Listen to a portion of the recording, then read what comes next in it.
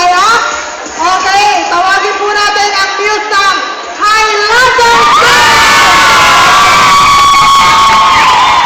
Okay, ito ang pangalawang finalist natin, ang Highlanders Team.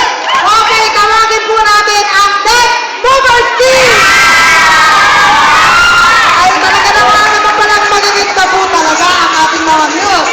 Okay, tawagin po natin ang muse ng Pretty Eagles! Okay! And tawagin po natin ang muse ng The Eagles! Ayan po.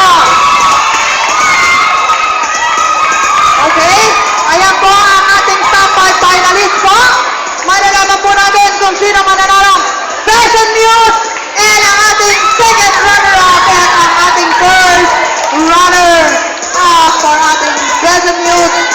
JV. Okay na? Okay? Okay, sa